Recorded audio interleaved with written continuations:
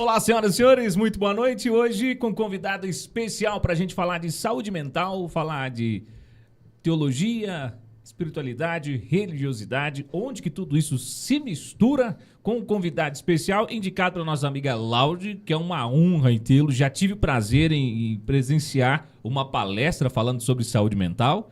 Eu vou chamá-lo de pastor, que é assim como eu o conheço, Daniel. Seja bem-vindo, muito boa noite. Boa noite, Marcos, né? Eu estou muito feliz de estar aqui. É até interessante, eu já participei de tanta coisa na minha vida, mas de um podcast é a primeira vez. Primeira vez bacana, né? É, muito legal. Eu estou muito feliz de estar aqui e muito obrigado pelo convite, tá bom? Olha, a gente agradece a sua presença, né? E antes da gente começar esse bate-papo, quero agradecer também quem faz esse projeto aqui acontecer, começando a nossa amiga Laude, né, da LD Joias, Ótica e Relojoaria em Colorado, Cerejeiras, está aí presente em todo o Cone Sul para atender você, tá? As lojas presenciais ali, mas se você que é do Cone Sul, precisa de um atendimento de qualidade, quer uma lente com boa recomendação, com boas orientações, armações diferenciadas, a Ótica e Relojoaria LD Joias, sua parceira. Também a Central Mobile, um forte abraço, meu amigo Jonas, né? Tá sempre ligado com a gente, estive lá hoje de manhã. Supermercado 3R em Colorado. Alô, Ronaldo, abraço pra você, você sabe, né? Quinta-feira, dia de fazer compras, dia de você aproveitar e deixar a churrasqueira no jeito, né? E convidar a gente para aquele churrascão, o melhor açougue da região, Supermercado 3R. DC Climatização e também a Premoldados Azevedo, meu amigo Charles, toda a família ali, sempre de prontidão. Muito obrigado pelo carinho. Da Visão Materiais para Construção, Center Pax, Cleison, Ângela, é sempre uma honra ter vocês como parceiros, principalmente pro Live Podcast, esse projeto aqui que teve um incentivo muito grande para a gente poder transcender aí nas transmissões esportivas, tivemos eles aí como parceiros.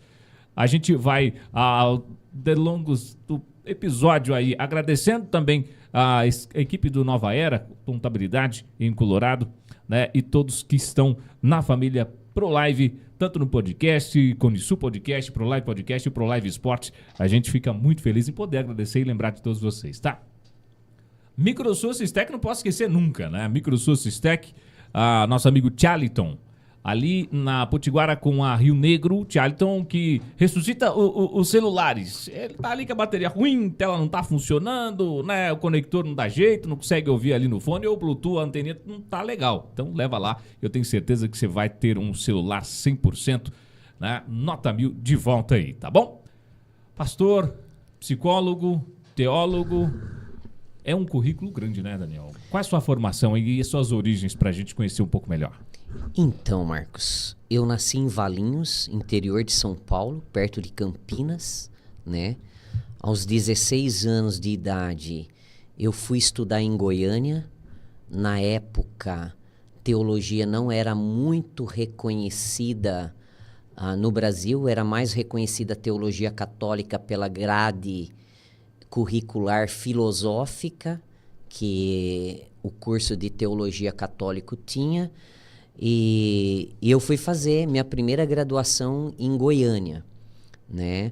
No começo, quando eu comecei, era nível superior, mas não tinha o reconhecimento do MEC. A grade era superior, mas não tinha o registro do MEC por todas essas problemáticas que tinha e também pelo seminário, porque era uma faculdade, mas era um seminário de nível superior, mas estava preso ainda essa configuração de seminário. Eles tinham cadeira cativa, eles não... da docência. Então, não podia ser qualquer docente que não tivesse uma definição religiosa. Olha. Entendeu? Isso aconteceu com a minha segunda graduação, quase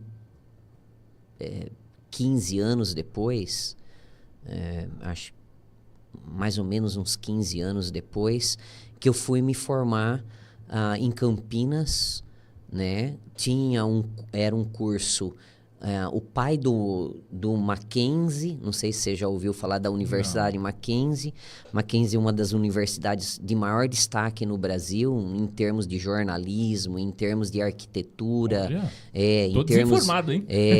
E assim, o Mackenzie, ele é muito antigo E o SPS, que é o Seminário Presbiteriano do Sul, onde eu me graduei, várias pessoas de destaque no Brasil também se graduaram, né?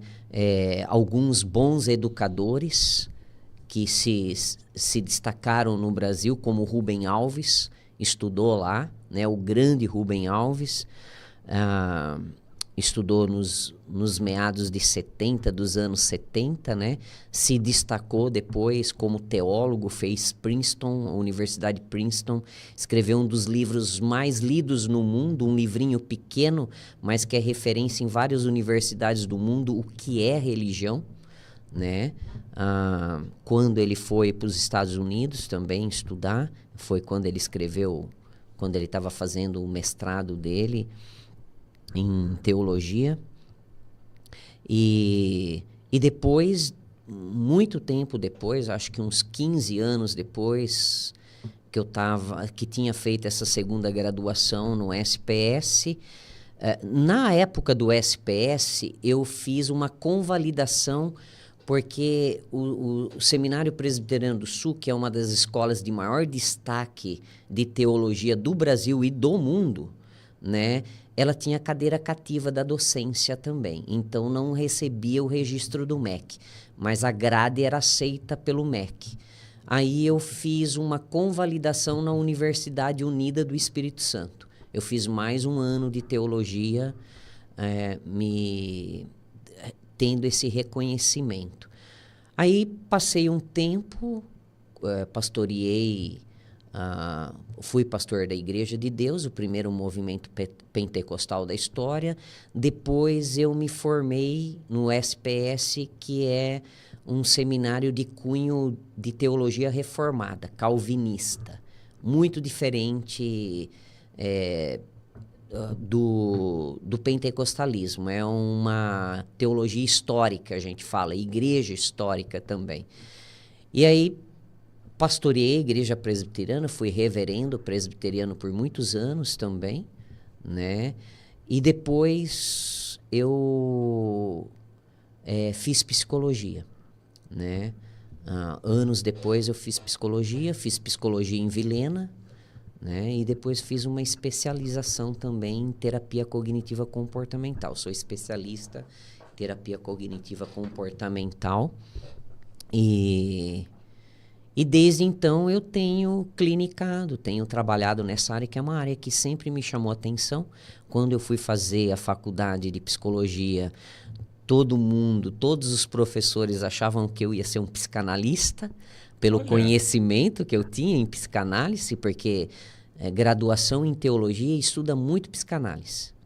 Interessante. São algumas coisas dessas áreas que a gente não faz ideia, né? Não Se faz alguém não ideia, pegar e falar pra gente, né? Porque, na verdade, teologia é um mundo muito vasto. Tem várias abordagens, né? Então, assim, eu me identifiquei muito com a terapia cognitiva comportamental, não só pelo fato dela ser padrão ouro para a maioria dos transtornos e das desconfigurações, mas também porque ela correspondia a muitas expectativas que eu tinha de visão existencialista. Eu sempre gostei muito de sociologia, de filosofia, passei minha vida inteira lendo sobre sociologia e filosofia, e sempre me chamou muita atenção, e eu vi um casamento muito bom, essa questão da terapia cognitiva comportamental com a questão da construção existencialista do ser humano, né? Olha. E nada mais propício do que oferecer algo que dê resultado em uma geração que cada dia está se adoecendo mais, né?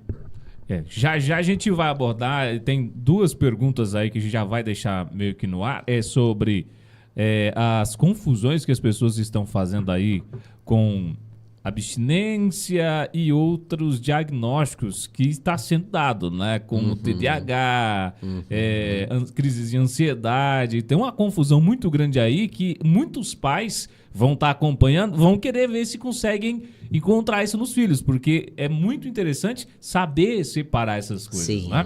Com certeza. Olha, eu só quero fazer um agradecimento agora, pastor. A CPW Fibra, a internet fibra que atende toda a região do Cone Sul, e a nossa internet oficial das transmissões da ProLive, tá? Tanto do podcast Cone Sul, ProLive Podcast, e também do ProLive Esporte.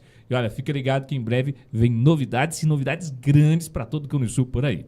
Pastor, vamos para a primeira pergunta, aproveitar. A gente passou nos últimos anos aí vendo muito modismo de perfil psicológico. A gente ouviu falar sobre os arquétipos, né? Que esse é o arquétipo do homem tal, da mulher tal, e a forma dele agir. Hoje eu escuto falar agora sobre o fleumático, sobre... como é que é os outros nessa área? O fleumático, sanguíneo, o colérico e o melancólico. Eu acho que eu sou um colérico clássico. Mas brincadeiras à parte. Não, muito provavelmente, assim. Primeiro, porque você fala bem. Segundo, porque você é carismático.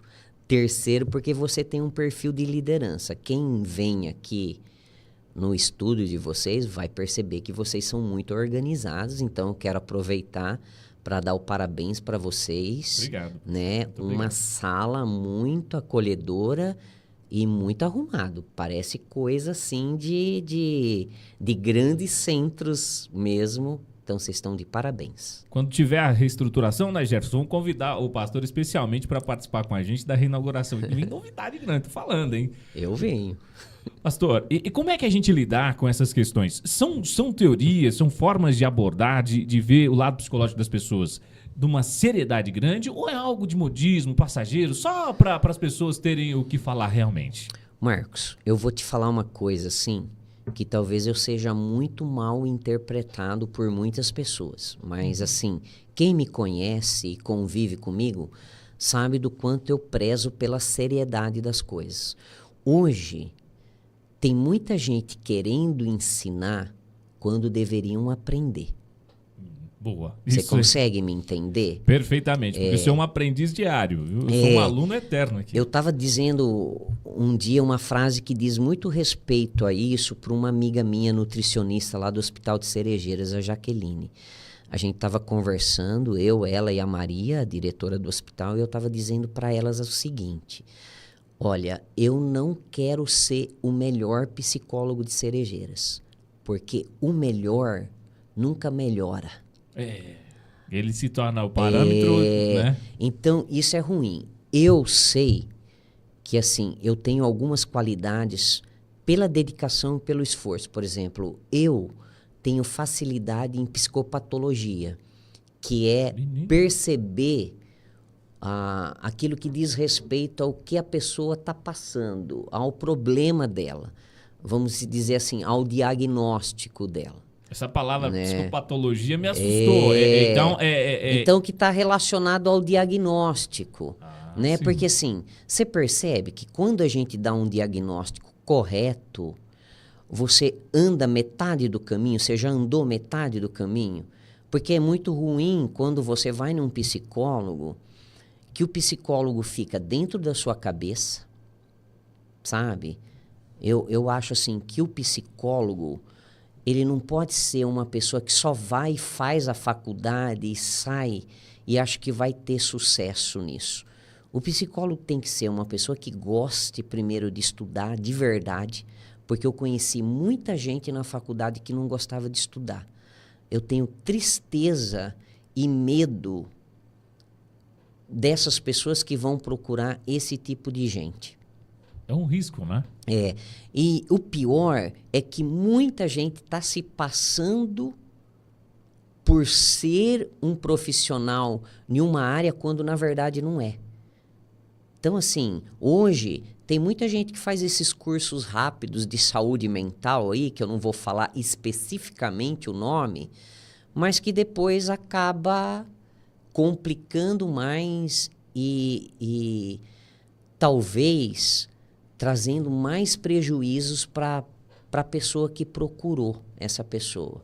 Então, assim, a gente tem que ser muito sério. Eu não vou dizer para você que a gente tem 100% de sucesso em tudo, até porque o sucesso do psicólogo depende muito do paciente, se ele está afim mesmo de se tratar, de sarar. Porque eu sempre falo para os meus pacientes, é você que vai se curar, não é eu. Né? O trabalho do psicólogo em si, ele caminha para que direção? Ele caminha para a direção do existencialismo. Por exemplo, quando a gente pergunta para um paciente, cara, você já fez a pergunta para você mesmo o quanto você se ama? Nossa, Qual é estava falando agora. qual é a pessoa que você mais ama? Tem gente que chega no meu consultório e fala assim, Daniel, a pessoa que eu mais amo é meu filho. Eu falei, cara, você já está errado, sabe? Seu filho nunca vai conseguir perceber o seu amor por ele se você não se ama. Então a gente só consegue amar o outro quando a gente se ama. Uma das coisas, acho que assim, e agora a gente vai até pro mundano mesmo, né? Pra coisa mais simples. Eu sou um cara que não entende nada desse assunto, tô super interessado por aprender.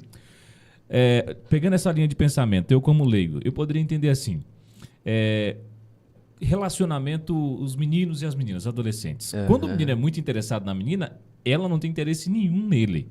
Porque ele não tem algo que falta pra ela. Ele já entregou tudo. E aí ela não tem essa participação, não consegue ver, poxa, mas esse cara é interessante porque ele tá muito no pé, tá muito em cima. Seria mais ou menos nessa linha o não se amar, o não se entregar a si e se entregar tanto ao outro? Ou eu tô indo por um caminho completamente errado aqui? Me ajuda. Tipo assim, o psicólogo argentino,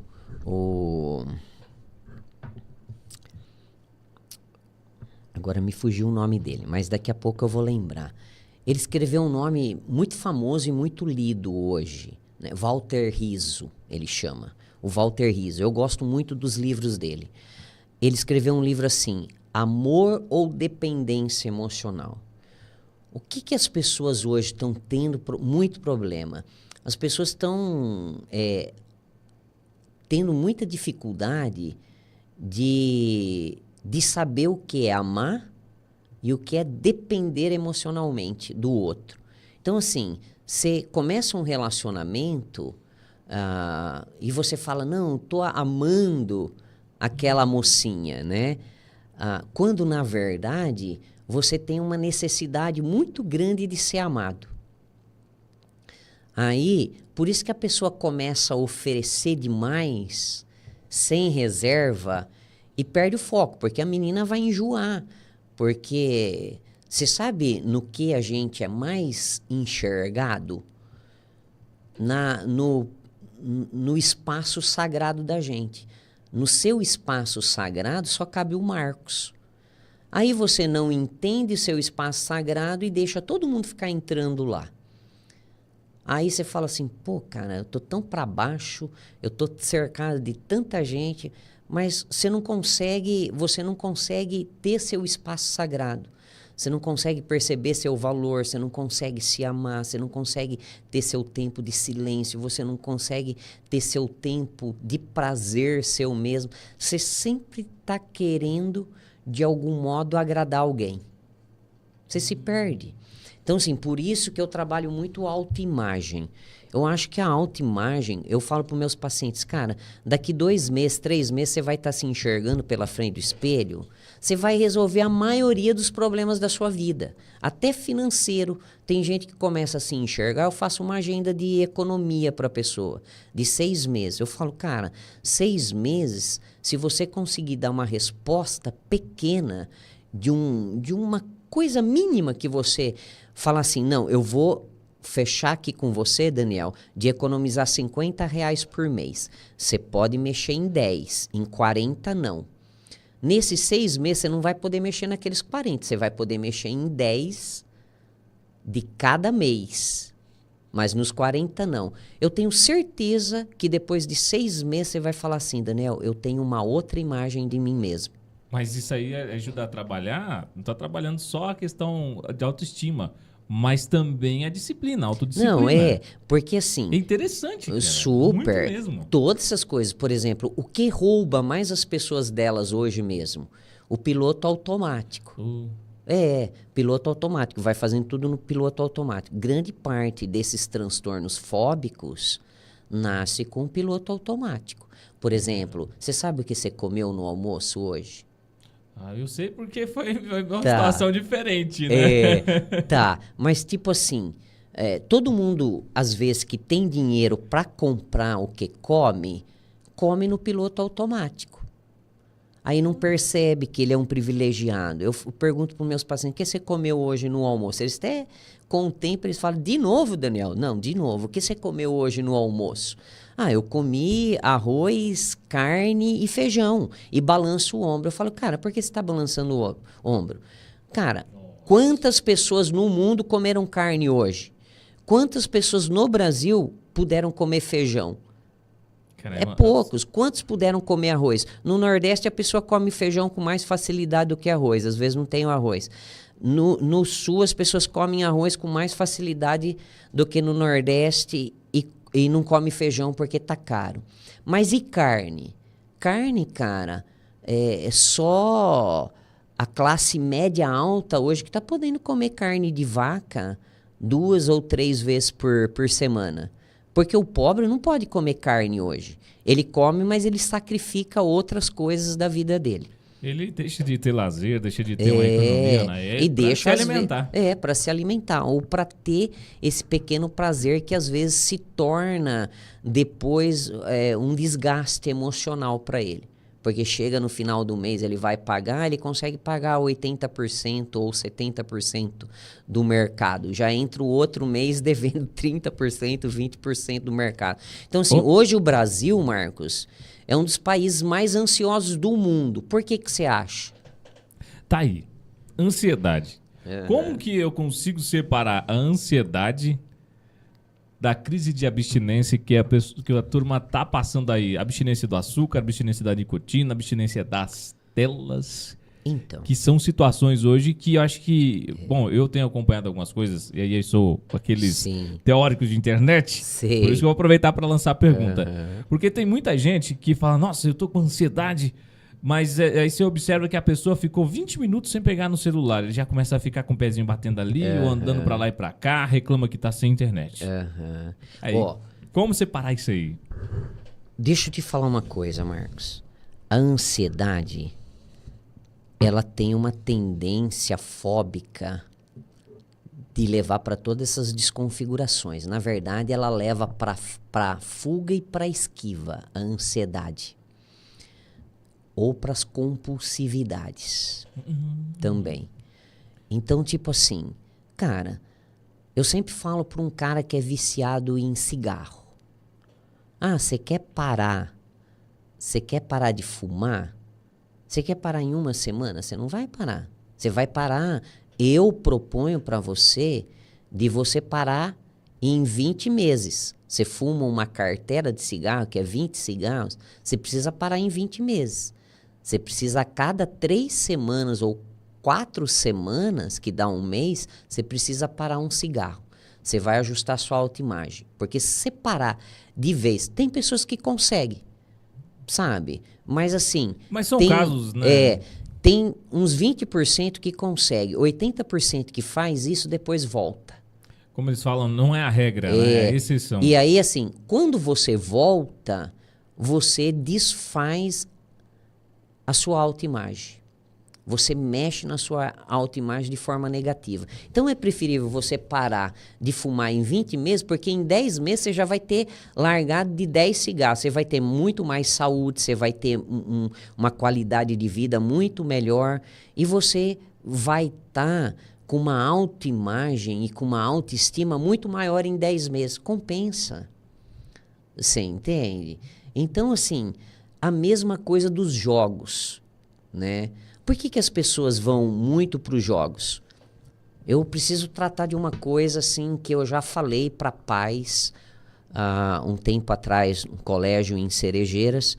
O que acontece? Hoje, os jovens e os adolescentes e as crianças vão muito para a ansiedade, para as questões fóbicas. E é verdade, estão indo muito. Por quê? Porque os pais... não sabem dar para eles o que de fato eles necessitam, o que eles precisam, dar o que eles querem. Você não cria um equilíbrio emocional, uma força emocional para eles aprenderem a lidar com os nãos. Porque assim, você nunca dá não para o seu filho. Você sempre vai, como você não tem tempo, então você dá um presente. Como você não tem tempo, você sempre fala assim. Como você não tem tempo e não dá presença física, então você fica dando coisa e tudo que ele quer. Você entende? Aí, quando a vida começa a dar não, e a vida uma hora começa a dar não, a pessoa não tem uma capacidade emocional, não tem habilidade emocional para lidar com os nãos da vida. Você vê que jovens se formam muito cedo na faculdade e acham que vão ficar milionários porque terminaram uma faculdade. Doce ilusão. Entram em uma crise lascada. Aí vem para terapia, eu falo, cara, você está começando a vida. A vida de sucesso financeiro, os expertos aí, que não é minha área, dizem que é dos 25 aos 50. Cara, eu não tive sucesso até os 50, eu tive sucesso depois dos 50. E aí? Só que assim, você tá com 20 anos, cara, você já quer ter sua vida definida? Seu cérebro nem formou, só vai se formar com 24, 25 anos? A dificuldade, acho que dessa geração que tá vindo aí, que eu também faço parte dela, né? É a situação que eu vejo, vive muito a ilusão da internet. Sim. Em 2009, perdão, 2011, no curso de jornalismo na Unir, eu lembro o seguinte, um milionário aos 19 anos. Eu tinha 19 anos. Assistir um vídeo desse causa uma frustração gigantesca. Sim. Pô, mas o cara não tinha nada, a situação dele era igual a mim, o cara conseguiu ficar milionário aos 19. Meu amigo, não é a regra, ele é a exceção. Ele é a exceção. Sim. De regra, todos nós vamos ter que trabalhar muito e procurar muitas oportunidades. Eu estou errado. Não, tá certo. Outra coisa. Tem gente, Marcos, eu vou falar uma coisa que vão detestar isso. Dentro desse perfil social, desse status quo social que nós temos, nem todo mundo nasceu para ficar rico. Tem gente que fica rico, fica chato. Tem gente que fica rico, fica pobre. Tem gente que fica rico, fica doente. Cara, anos atrás, eu trabalhava em uma missão internacional, na maior missão do mundo, né? E assim, cara, a gente tinha uma dificuldade, às vezes, para comer. Era arroz doado e feijão doado. Eu tinha um amigo que fazia um curso nessa missão junto comigo, quando eu entrei nessa missão, e ele tinha dinheiro para comprar uma cartela de ovo. E eu achava ele o cara mais rico do mundo. E eu falava, cara, um dia eu vou ser rico ainda que eu vou ter dinheiro para comprar uma cartela de ovo. Hoje, eu compro ovo. Quando eu peço ovo, que eu gosto de comer o caipira, a pessoa que fornece ovo para mim me traz 5 dúzias. Eu peguei 5 dúzias segunda-feira e hoje de manhã um amigo meu me trouxe mais 2 dúzias de presente. Tá lá, minha geladeira é cheia de ovo e eu amo ovo. E quando eu como ovo, eu falo para minha esposa, eu sou um cara rico. E isso já faz 27 anos que isso aconteceu. Mas assim, eu entendi que um dia eu ia ter condições de comprar o ovo e eu ia ser feliz com o ovo. E eu trago esse perfil comigo até hoje. Eu sou um cara muito feliz com a vida, sabe? Então eu acho assim, nem todo mundo nasce para ser rico, sabe? É uma realidade que é complicada de se aceitar. Não, é muito complicado. Porque o desejo do adolescente hoje, quando ele olha, a primeira coisa, TikTok. Sim. Rapper, trap, funk e algumas músicas pop voltadas para o... Primeira coisa do clipe, o cara tá ou numa moto grande, ou num carro grande, ou tá cheio de ouro, relojão grande, né? Não vou nem falar. Óculos Juliette, que Deus me livre. O cara tá na panca, né? Pro perfil de hoje, pros adolescentes, né? Que, desculpa, aí não é muito da minha área, não. Então, Marcos... Como fugir disso? Porque para ele ali, o ápice da vida é a cartela de ovo. O que é a cartela de ovo para ele? É o carro chique ali, a moto grande, é o dinheiro para usufruir, coisas que nem deveriam existir na vida dos jovens. Hoje, a mente dele é isso. E é Marcos, 24 horas por dia, aquilo ali, né, nas redes sociais. Quando eu falo isso, eu não falo que o dinheiro não tem valor. O dinheiro tem valor, né?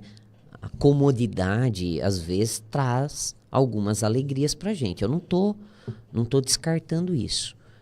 Eu tô dizendo que a alegria não é um destino, a alegria é uma viagem. Então as pessoas precisam aprender a ter alegria no dia a dia. Se um dia o destino for ter uma moto, ter um iate, ter uma coisa, ela já vai ter aprendido que a alegria passa. Porque assim, você já percebeu? Você tinha vontade de comprar uma motona dessas. Eu tive essa fase. Eu tive a oportunidade de comprar a moto. Aí compra, você curte ali um tempão. 3 meses. 3 meses. Você nem Essa lembra alegria mais. passa. Por isso que a gente não tem uma loja que vende alegria. Né? O que a gente precisa? A gente precisa aprender a desenvolver habilidades emocionais. Habilidades, à medida que a gente desenvolve habilidades emocionais, é à medida que a gente vai lidando com essas coisas de forma mais consciente. Eu conheço pessoas riquíssimas, riquíssimas, riquíssimas e que acabam precisando de atendimento para se enxergarem, para se ajustarem. Eu conheço pessoas lindas fisicamente, linda, linda, linda, linda, que você fala, cara, não dá para achar um defeito. Tanto em homens quanto mulher, não dá para achar um defeito. E a pessoa se acha feia. Tem que ir lá, na raiz da arvinha, na TCC tem uma arvinha, né, uma árvore, que é a raiz da árvore são as crenças centrais ou nucleares. Tem um tronco da árvore que são as crenças intermediárias. Sabe aquelas crenças, e se? Não. E se não der certo? E se eu não conseguir? E depois tem a copla da árvore, a cabeça da árvore, as folhas da árvore. Os pensamentos automáticos. Tem gente que é mandado pelos pensamentos automáticos, que são muito rápidos, 2, 3 segundos, que vem para a tua cabeça. O que você precisa? Tratar isso para ter uma cabeça mais equilibrada, uma saúde mental mais equilibrada. Você vê, ultimamente, eu assisto pouco televisão, eu quase não assisto televisão, vou ser bem sincero com você. Já tem um tempo que eu não assisto TV aberta. Já há muito tempo. Então, tipo assim, Marcos, o que acontece? Anos. Se você começa, eu acho que tem uns 7 que eu não assisto nada. A minha TV tá aqui. Mas o que acontece, Marcos? Você vê essas pessoas que têm destaque, que dá uma entrevista, que falam um monte de coisa bonita, daqui a pouco tá se matando. Exato. Tem alguns pontos aqui que eu gostaria de puxar, mas uma delas é relacionada aos artistas. A gente vê alguns artistas que começam muito jovens, né? Um desses artistas que eu vejo aí, começando na fase aí, Ana Castela, essa turminha dessa geração. Sim. E eu venho já um pouco mais para trás, a fase do vocalista da banda Charlie Brown Jr. Tava pensando nele agora, Marcos. Nele. Tava Exato. Pensando nesse Ele cara. é um ícone da minha geração. Nossa, quem que não cantava as músicas do Charlie Brown Jr.? Quem não queria ser ele, né? Caramba. Quem não queria personalizar ele. Eu aprendi a tocar violão na época e guitarra porque, nossa, eu queria ser que nem um Chorão, né? Sim, A turma deles lá. É verdade. Cara, que fim triste. Solitário, triste. sozinho, Sim. uma overdose. A gente acredita ser uma overdose, né? Trancado no próprio quarto, abandonado por todo mundo. Hoje já se provou, né, que foi uma overdose mesmo. Meses depois ou dias depois, o companheiro dele, da mesma Alguns banda, meses, né? Alguns meses. E isso assim, cara... E aí já foi pro suicídio, né? Sim. A gente vê assim, o que acontece? Alguns outros casos, que a gente não vai detalhar todos, de suicídio, bandas famosíssimas internacionais. Sim. As pessoas precisam de tá faltando alguma coisa na vida delas, pelo que eu tenho percepção. Sim. Né? Depois a pessoa me corrija se eu estiver errado. Sim. Se não tiver faltando nada, não me falta comida, não me falta água, não me falta pessoas, as pessoas me bajulam, não me falta dinheiro, eu vou onde eu quero. Ela não tem desafio mais na vida. É verdade. Olha que interessante. A pirâmide de Maslow, de Abraham Maslow, foi uma referência e é uma referência ainda no mundo. Né? Eu já dei palestras sobre ela também. na questão das hierarquias da pirâmide, que são 4, eu não me lembro a última lá da pontinha, mas assim, eu sei que hoje mudou. A primeira parte da pirâmide ali, da primeira hierarquia, era alimentos, Era que o ser humano, básica, né? necessidades básicas, né? E em terceiro lugar, entrava as necessidades emocionais. Isso. Primeira, segunda, terceira, quarta e quinta. Acho que esse é o modelo antigo, Jefferson. Esse mas Esse é o modelo esse antigo. modelo mas esse modelo é bom também. Você vai procurar o novo? Então deixa ele procurar o novo, já a gente dá uma olhada. Tranquilo. E vamos discutir, porque eu acho que essa pirâmide aí, ela tem que ser pensada não só pelos adultos, mas ser Sim. orientada para as crianças, porque muitos se perdem que a vida é são de fases. Você não vai Sim. chegar se formar na faculdade e opa, tô milionário, Não, né? E não existe isso. A vida é uma constância, você tem que respeitar cada fase dela, né? Você precisa respeitar as fases, cumprindo os propósitos de cada fase para você chegar onde você tem que chegar, né? Eu acho que é uma coisa bem fácil da pessoa... Bom, cada um tem uma percepção de vida e uma imagem de percepção, né? Completamente diferente do outro. Ainda bem que tem. Sim. Eu enxergo da primeira maneira. Como é que eu estaria correndo hoje sem antes aprender a andar? Justamente. O escritor de Quem Mexeu no Meu Queijo, o Spencer Johnson, né? Eu acho que é isso mesmo não o nome recordo o nome, dele. não. Mas eu acho que é Spencer Johnson. Comecei a ler no livro. Ele é maravilhoso, aquele livro. Eu acho que todo mundo deveria ler Quem Mexeu no Meu Queijo. Ele escreveu um livro depois desse, chama Picos e Vales. O Jefferson, assim que você achar, você pode jogar na tela, tá? Usa Ele- aquela mesmo, então. Usa aquela que é boa. Esse livro é ótimo. Eu acho que todo mundo deveria ler esse livro. Porque assim, tem gente que quer estar lá no pico, né? E nunca passou pelo vale, e não vai aguentar lá a solidão, o vento forte, as exigências de lá. Então, eu acho que todo mundo deveria ler. Empresários, pais, sabe? Eu falo pra você, só pra gente entrar nesse ponto aí, À vontade. Marcos, olha, eu vou falar. Hoje, o ser humano precisa levar muito a sério a questão de habilidades emocionais. Precisa trabalhar isso com muita seriedade. Um cara que eu gosto muito e que escreveu um clássico, que é o pai da logoterapia, que é o Viktor Frankl, o pai da logoterapia. A logoterapia hoje é uma abordagem muito respeitada. Está crescendo muito no Brasil, muito respeitado na Europa, e foi um contemporâneo de Freud e que questionava a psicanálise de Freud. Questionou muito. E ele tinha envergadura para isso. Ele tinha Freud cacife. foi respeitado muito. no Muito. mundo, né? Freud, a gente não pode desmerecer. Mas ele dizia que o inconsciente freudiano, ele era meio complicado, né? Então, tipo assim, ele escreve um livro sobre o sentido de vida. Na verdade, ele tem vários livros nessa área, mas ele escreve esse livro Sentido de Vida, que é maravilhoso, que eu acho que todo mundo deveria ler. Bacana. Daqui a pouco eu quero que você me Tá. ajuda com a listinha de livros. Vamos Sim. para a pirâmide. Vamos para a pirâmide. Então, você percebe, essa terceira via social aqui, amor, amizade, família e comunidade, ela foi para o primeiro, para a questão fisiológica. Ela não tá mais assim, a pirâmide de Maslow. Então ela perdeu uma Ela divisão e incorporou na primeira. Incorporou, porque depois de muito tempo se entendeu que, na verdade, se a gente achar nova, você vai ver que essa questão da estima e da social, elas estão juntas hoje. Porque, assim, reconhecimento, status e autoestima, né? Ela... Ah, cara, eu não... Deixa... Maslow. É esse aí.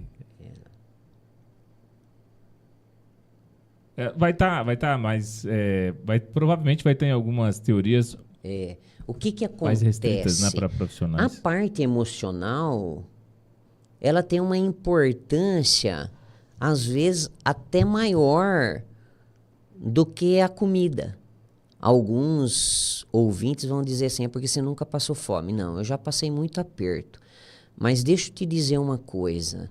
Por exemplo, eu sempre falo para os meus pacientes, olha como a psicologia é, a psique humana. Às vezes a gente não encontra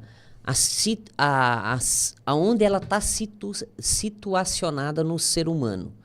A alma do homem, a psique humana. Por exemplo, você está com fome. Os 3 primeiros dias dói aonde? Eu acho que é a barriga e a cabeça, né? Barriga e o estômago, né? E a cabeça também, né? Dói. Depois do 3º dia, dói aonde? Eu não conheço essa fase. Depois do 3º dia, vai doer na sua alma. Porque já vai estar relacionada à habilidade emocional. Aí você vai começar a se sentir um desafortunado, um desprezado por Deus, um azarado, um cara que não tem sorte na vida. Então você conversa com uma pessoa que nos primeiros dias está passando fome, vai doer no estômago. Depois, vai doer na alma. Você vai falar, não, cara, Deus não me ama, eu sou um desprezado. Percebe? É tenso. Ó, eu tenho uma paciente no estado de Rondônia. E é interessante, ela tinha câncer mamário. A primeira sessão ela falou assim, Daniel, eu sou a única mulher na minha igreja que tem câncer. E eu vou para a igreja muito triste, porque eu sou a única mulher na minha igreja que tem um câncer mamário. Eu falei, ó, agora você é a única mulher, mas vai ter outras que vão ter. Não é que eu tô querendo mal e tal. Mas assim... É fato, né? Mas você já percebeu? E ela falou, eu vou para a igreja, eu me sinto diminuída. Eu me sinto desprezada por Deus, eu me sinto azarada, eu me sinto mais um monte de coisa. Aí eu falei para ela assim, vamos trabalhar essa questão cognitiva e você vai começar a trabalhar devagarzinho que você é a única mulher lá na igreja que tem câncer mamário, mas você é a única que Deus está com um cuidado específico sobre a sua vida. Você percebe como Deus tem te cuidado, te dado graça e condições de você tratar seu câncer, de você estar melhorando, de você já estar no período você já está saindo daquele período, você entende? Mais grave e que você está muito bem de saúde. Você está fazendo coisas que você não fazia para você antes. Você não se amava, você não fazia exercício físico, você não se suplementava, você não tinha seu relax, seu tempo de relax. Agora você está tendo. Cara, nunca mais ela foi para a igreja achando que ela era desprezada por Deus. Então, sim, a gente tem que ter cuidado. Porque até a teologia hoje de algumas igrejas adoece psicologicamente as pessoas. A teologia da prosperidade mesmo. Você vai ter tudo. Você vai ter tudo e depois não acontece, a pessoa se enterra. Então tem que ter muito cuidado com isso. Deus não gosta de mim, eu cometi algum pecado, fiz alguma coisa errada. Isso é péssimo. Nossa, cara. Eu quando encontro... Oi, Jefferson. Não, vixe. E são muitas, sabe, Jefferson? Então, assim, cara, olha quanto isso desconstrói a autoimagem da pessoa. Porque, assim, é que nem se formar na faculdade, né? Assim que eu me formar, eu vou ficar rico. Não, assim que eu começar a participar daquela igreja, eu vou ficar bem. Porque eu vou ter uma boa orientação, vou estar no meio de pessoas. Cara, eu concordo que a gente é um coeficiente das companhias que a gente tem. Mas a gente não é o resultado. Não, sim. Porque tem muita gente que tem amigos super poderosos, super ricos e não se torna rico. Não, eu mesmo tenho amigos muito ricos... Muito gente boa, mas eu não queria estar na pele deles. Tô sendo verdadeiro com você. O que é pregado para nós comuns, né, cidadãos que não estudam, que não param para refletir sobre isso é a minha alegria, a felicidade é dar conforto para meus filhos, para minha esposa, aposentar os meus pais, e ter dinheiro sobrando na conta para eu ter tudo isso. Mas aí eu pergunto assim, será que a gente está preparado para ter isso na vida? Será que a pessoa já entendeu? Cara, e se isso tornar realidade? Né? Uma coisa que eu já ouvi falar assim, cuidado, hein? Você pode ter aquilo que você pediu. Eu até hoje não entendi muito bem, né? Porque... Mas dá uma paradinha pra pensar aí. Ó, cara, eu vou falar, Marcos. Eu tô indo tô caminhando pros 60. Falta um tempinho ainda, mas tô caminhando lá. E assim, cara, eu vi já tanta gente que fala assim, eu vou trabalhar, vou ganhar muito dinheiro porque depois eu vou ter uma aposentadoria, eu vou poder aproveitar. Cara, perde a família na metade do caminho, perde a esposa ou o marido na metade do caminho, perde a sua autoimagem na metade do caminho, traz um monte de memórias negativas depois para a caminhada, que só tratando com bom tratamento vai recuperar. E tem coisas que a gente vai ter que levar para o resto da vida, porque tem memórias que nunca saem, negativas que nunca saem da vida da gente. A gente vai ter que lidar com aquilo. Eu falo para você, cara, a gente é um ser contingente. Não tem como a gente prever amanhã. Hoje eu tô aqui. Amanhã eu não tô aqui. Eu não sei se eu estou aqui. Você entendeu? Então, assim, cara, não adianta a gente ter essa arrogância de que amanhã a gente vai estar aqui. A gente não sabe, né? Então a gente tem que pensar que a gente é um ser contingente. A gente tá aqui. Eu sempre digo que a gente tá aqui de favor, né? Não tem outra explicação, né? Não tem outra explicação. E assim, não falo isso só em termos religiosos, porque eu tenho essas convicções cristãs, de fé. Eu acho que uma das coisas muito importantes da minha caminhada é essa questão de fé. Tem muita gente que procura meu consultório e graças a Deus eu tenho uma agenda bem cheia. Eu atendo gente em Cacoal, eu atendo gente em São Paulo, eu atendo gente no Rio de Janeiro, atendo gente na Itália, atendo gente nos Estados Unidos, atendo gente em Cuiabá, atendo gente no Rio de Janeiro, atendo gente em Colorado e atendo gente de Cerejeiras.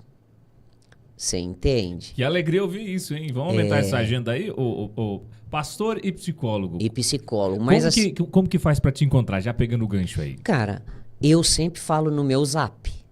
Fica à vontade, pode falar. Meu zap é o caminho mais curto. 69 981 30 44 55.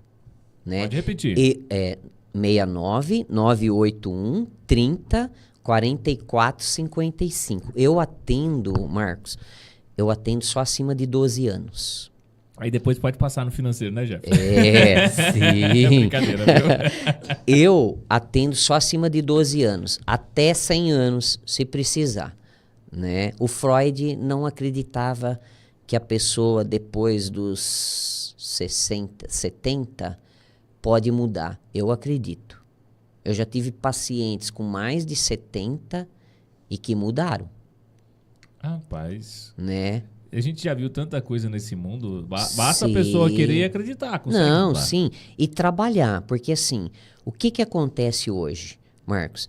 As pessoas estão muito preocupadas em desenvolver habilidades executivas e muito despreocupadas em desenvolverem habilidades emocionais. O próprio Daniel Goleman, que é o psicólogo institucional das grandes instituições, das grandes multinacionais aí, respeitadíssimo no mundo, né?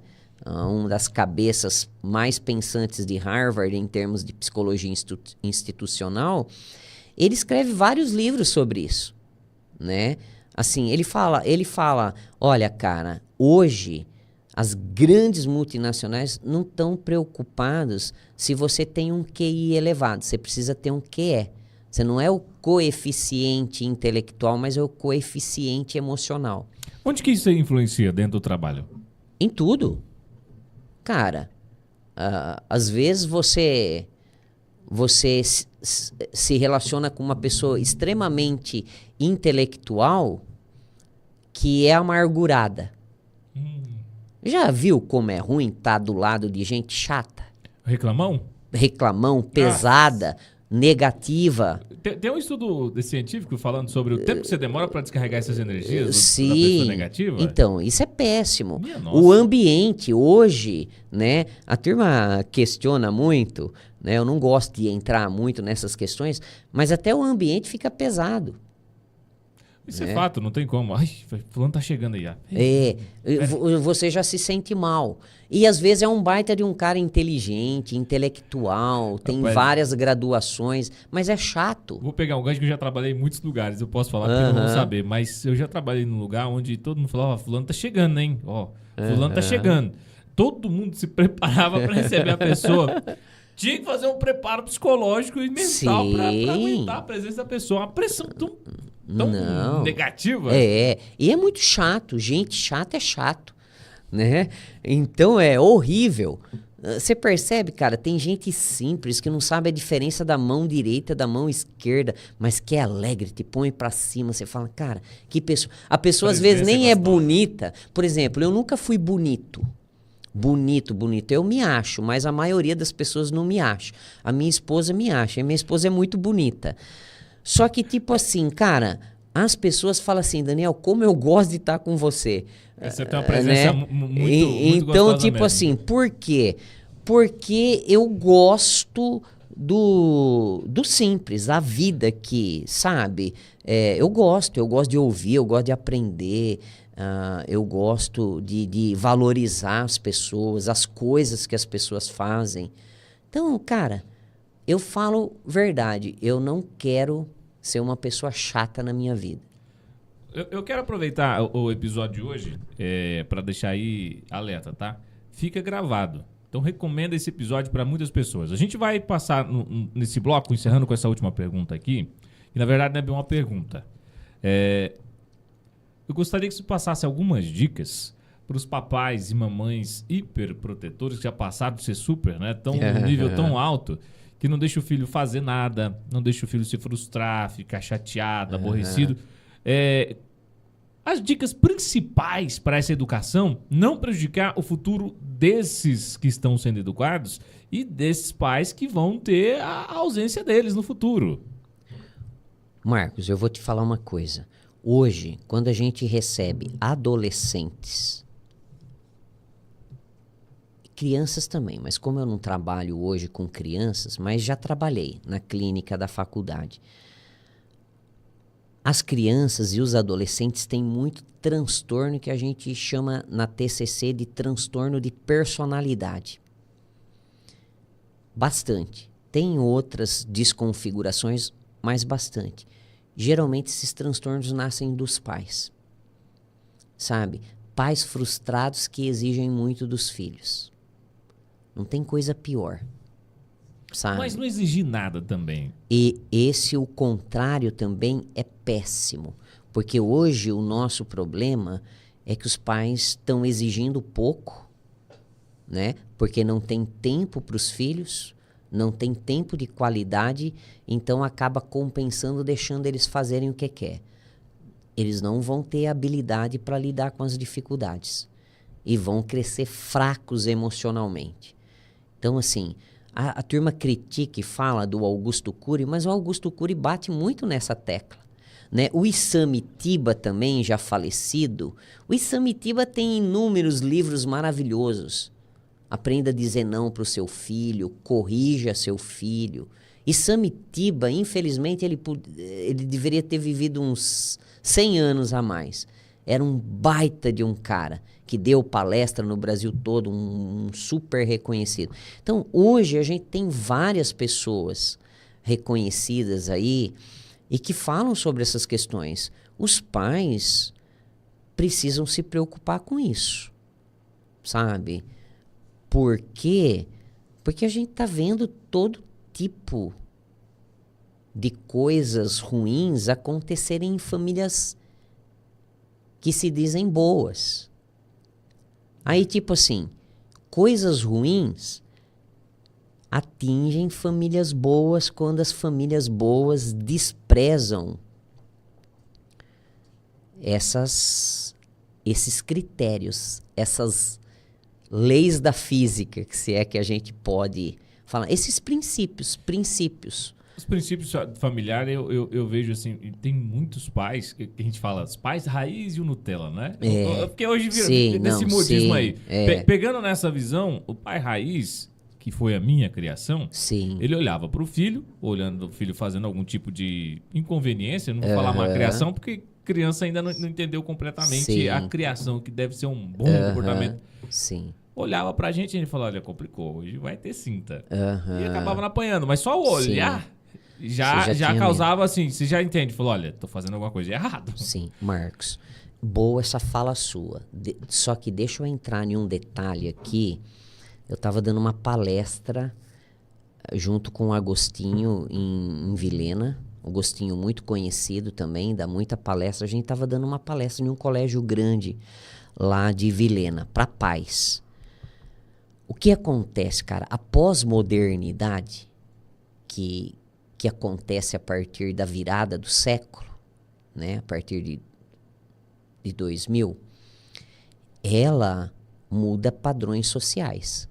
Acho que vocês sabem muito bem disso, né? Então, a pós-modernidade, há 100 anos atrás, o Schaeffer, há 60 anos atrás, o Zygmunt Bauman já falava sobre isso. O Zygmunt Bauman, que hoje é mais conhecido do que o Schaeffer e todo mais, um dos sociólogos muito de destaque, que escreveu Identidade Líquida, Amor Líquido, Sociedade Líquida. Tudo que for do Zygmunt Bauman, você pode comprar e ler, que vale a pena. É muito atual, muito inteligente e muito sincero. Aí, cara, ele fala desses desafios. Por exemplo, princípios é uma coisa que a gente tem que transferir para as próximas gerações. Mas como aplicar os princípios que mudou na mudança do século? Por exemplo, eu não sei que idade você tem. 3.3. 3.3. Ainda você pegou o final da modernidade, 10 anos antes do final da modernidade, que foi um sistema, um modelo social que perdurou por muitos séculos, pelo menos por uns 3 séculos e meio, quase 4 séculos, né? E aí a gente entra nesse novo modelo, que é a pós-modernidade. Os princípios de valores da vida são os mesmos, mas a gente não tem mais a mesma sociedade. Você entende? A gente não tem mais o mesmo perfil cultural. A gente não tem mais a valorização de certos pontos chaves na sociedade. Por exemplo, a gente não tem mais valorização das instituições. Realmente. Não tem. E quem falar que tem, tá equivocado. Não tem. Eu acho que a gente tá vivendo uma fase, tipo, eu detesto essa expressão, mas como se fosse a degradação de tudo que é institucional. Sim. Não queremos nada padronizado, nós queremos tudo. Eu vejo assim, na minha década de 90, foram os anos que eu tenho de memória, se brigava muito por liberdade. Hoje eu vejo por reconhecimento. Essa é a briga de hoje. Né? Que a gente vê muitos públicos, né? A gente vê aí nessa sigla infinita, LGBTQIA+, eu nem sei se tem mais alguma coisa. Tem várias coisas hoje. Nessa geração, a gente está num conflito gigantesco. Gênero, transição de interesses profissionais, estilo de vida, qualidade de vida. Hoje, o machismo e o feminismo, ele está se perdendo até dentro de tudo isso. Não sei se é uma coisa boa ou ruim, porque a forma que é posto o machismo, para muitos, são valores, e a forma que é posto o feminismo, para muitos, é escândalo, é briga. Mas se a gente olhar, tirando aí Simone de Beauvoir, que misericórdia, né, para quem leu e acompanhou, né, e quem quiser bater, pode bater, não tem problema não. Eu vou dar minha opinião, sim. Se olhar pelo lado dela, a gente se escarnece, realmente. Mas muita coisa que trouxe essa mudança aí, de virada, de revolução, foi benéfico para as mulheres. Não, né? Sim. Eu Voto, acho, trabalho. Não, né? sim. Eu acho que esse progresso do papel da mulher na sociedade, ele é super oportuno ou promissor. O feminismo não. O feminismo é uma outra coisa, é uma polarização que desconstrói os valores sociais. É onde que eu falo. Não, muito. Tudo tem o seu ponto, né? Tudo tem o seu ponto. A mulher não precisa ser feminista Pra ser feminina. nem para ser feminina, nem para ser reconhecida, porque a mulher hoje já é. Hoje elas estão nos maiores patamares da sociedade. Na verdade, elas têm mais destaque do que os homens. Você entende? Se olhar pelo número de leis em defesa das mulheres, e hoje tem até não é importúnio. Hoje os homens não chegam mais das mulheres porque Sim. ele pode ser preso, sair preso Sim. só por dar... Oi, boa noite, tudo bem? Posso falar com você? Opa! Como é que é? Importunação? Importunação, né? Tem os excessos, eu acho. Mas aí é onde que o feminismo estragou tudo. Não, o feminismo é o excesso, né? Mas assim, até as mulheres inteligentes detestam o feminismo. Quem se adereça, se veste, se fantasia do feminismo é pessoas pequenas. Como do machismo também, né? O machismo é péssimo, né? O machismo é péssimo. Eu já conversei com machistas que é horrível. E aí tá um ponto. Tem muita gente que mistura o machismo com valores. Muitos valores sociais. Qual que são os valores? Poxa, se a gente for olhar historicamente, não estamos colocando tempo hoje, mas colocar historicamente, qual que era a obrigação do homem diante do relacionamento família? Ser o provedor da casa. É isso? Sim, ser a responsabilidade dele. A responsabilidade dele. Tem muita gente que já não gosta disso. Como a responsabilidade do homem? Não, a responsabilidade é minha. Eu falei, não, a responsabilidade é do homem. Sim. Por quê? Qual que é a responsabilidade da mulher? Porque não vai ter homem que vai ter a cabeça que a mulher tem para orientar um filho. Pode se dedicar ao melhor que for. Sim. Mas ele não vai ter a amabilidade, a doçura, a forma de lidar e a autoridade que os filhos dão às mães. Sim. A ligação, o vínculo é muito maior. O vínculo é muito maior. Mas deixa eu te falar, hoje... E tô falando como leigo, viu? Só que hoje a gente tem que ter muito cuidado com isso. Por exemplo... Me corrija à vontade. A gente tem que ter muito cuidado, porque assim, o que é saudável em um relacionamento familiar? Se os dois trabalham fora, né, os dois têm que repartir as responsabilidades. Claro. Eu fico muito chateado, porque eu recebo muita gente que, assim, os dois trabalham fora, o esposo trabalha fora, a esposa também. Quando chega em casa, a esposa faz comida, lava a louça, no final de semana tem que limpar a casa e o cara fala, não, mas isso é serviço de mulher. Não é verdade. Aí depois ele não entende por que a mulher foi embora. Né? Não é verdade. É descontentamento, a reclamação. Sim. Aí procura ela na cama depois e ela tá com o fogo apagado. Aí não sei. Então, assim, a gente tem que falar essas coisas. Então, assim, essas coisas dentro de casa precisam ser repartidas. Não tem como discordar disso. A sociedade hoje, eu acho que os padrões de vida que a gente vive hoje, pelo mínimo de qualidade de vida, se só o homem procurar prover, não vai dar certo, porque a renda não vai complementar. Tem as dificuldades gigantes. No entanto, eu ainda tenho um pensamento, que talvez eu seja antiquado, talvez eu possa até ser chamado de machista por isso, mas não me considero assim. Por mais que minha esposa deva realizar os sonhos, sair de casa, procurar os sonhos, eu quero ser empreendedora, eu quero trabalhar, eu quero fazer um concurso, e eu tenha como obrigação ajudar ela nisso. Ainda assim, se ela não conseguir realizar isso, a obrigação do sustento da casa não deixa de ser minha. Não, é igual eu. Por exemplo, a minha esposa me ajudou nas últimas 2 graduações. E depois me ajudou na especialização que eu fiz em terapia cognitivo-comportamental. Ela sempre me ajudou, a vida inteira, muito mais do que eu merecia. Você entende? Ela se privou até de alguns sonhos dela porque ela achava importante os meus e me ajudou muito. Eu tenho a responsabilidade. Ela tem o dinheirinho dela, ela ganha porque ela é modelista, ela costura, ela é muito boa nisso, né? Mas assim, quem paga e sustenta a casa sou eu.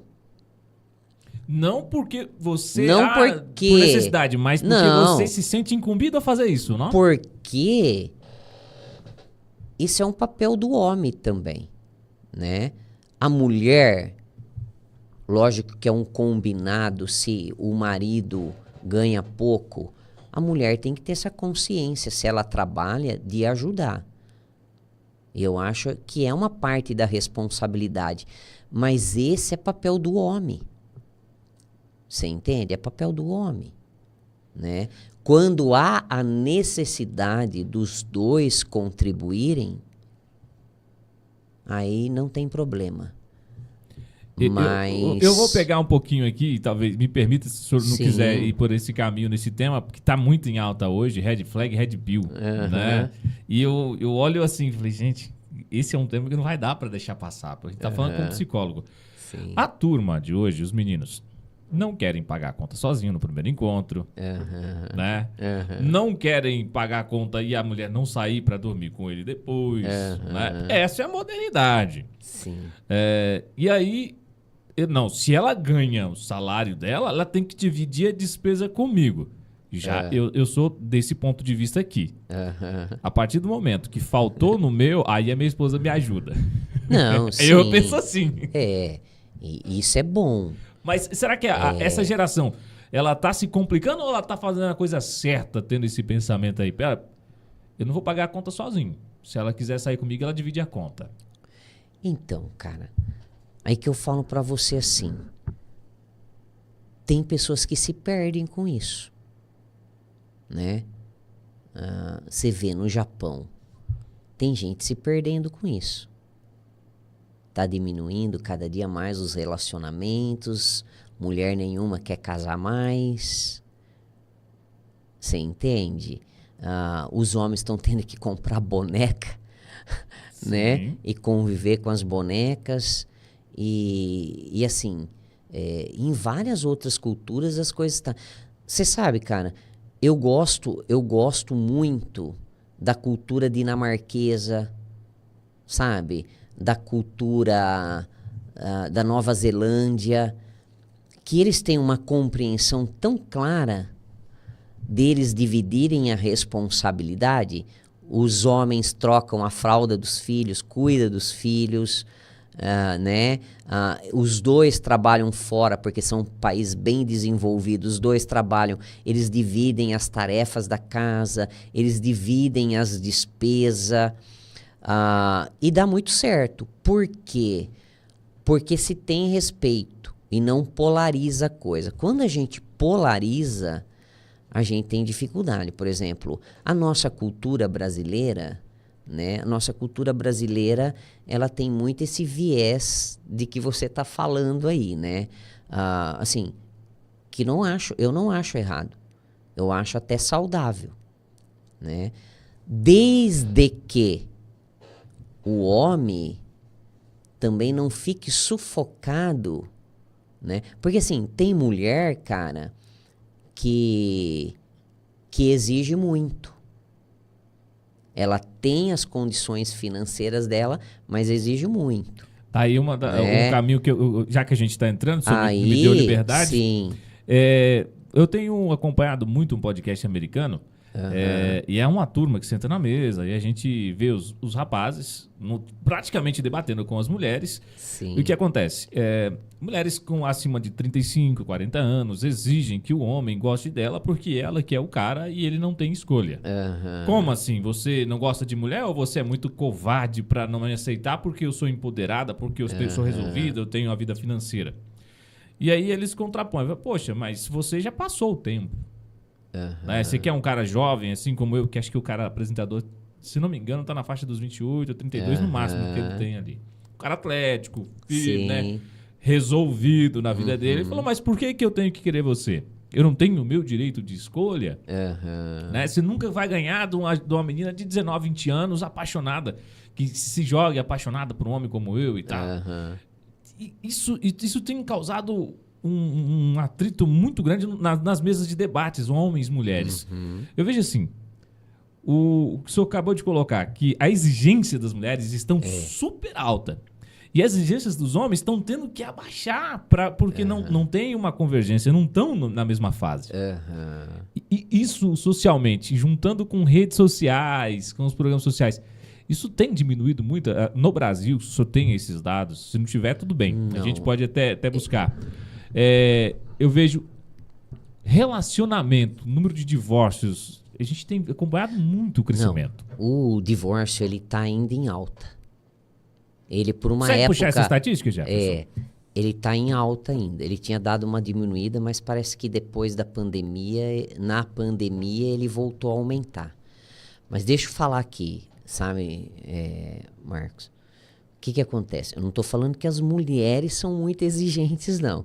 Eu estou falando assim, que não generalizando, quando elas se tornam muito exigentes, aí, se o homem não tem capacidade, foge da responsabilidade dele. Eu acho assim, o que o homem precisa de ter como responsabilidade é manter o equilíbrio do lar. Sustentar o lar, as necessidades originais, não vou dizer nem básica, porque se falar básica vão confundir aí. Mas aquelas necessidades que são legítimas. O alimentar-se, ter um abrigo, ter uma vida social saudável. Uma roupa, né? Não precisa ser... Um lazer decente. Um lazer decente. Isso é uma responsabilidade. Eu acho que isso é viável, que isso é saudável, que isso gera harmonia, que isso gera equilíbrio. Eu acho que é até honroso para o homem fazer isso. Né? Até 2020? Foi bem na pandemia, né? Foi na pandemia. Mas coloca no quadro pra gente ver aí. Deixa eu ver se eu consigo achar no IBGE, porque as fontes também ultimamente não andam muito com... não dá. Não, então deixa. Você entendeu? Se não tem certeza dos mas dados, assim, deixa quieto. eu estava acompanhando isso até a pandemia. Aumentou muito o divórcio, o índice de divórcio na pandemia. Eu estava diminuindo no Brasil antes, né, da pandemia, depois aumentou. Aí que eu falo, por que aumentou? Porque a gente precisa desenvolver, em termos relacionais, a gente precisa desenvolver habilidades emocionais.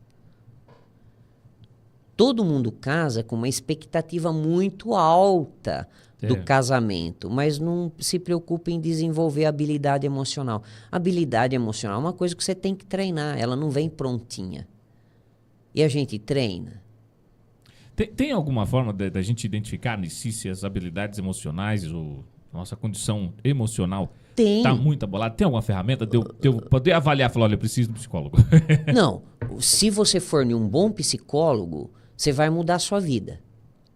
Você vai reestruturar a sua autoimagem e você vai mudar a sua vida. É o que eu ouço constantemente no consultório. Assim, 95, 97% dos meus pacientes falam isso. Você entende? Então, assim, muda.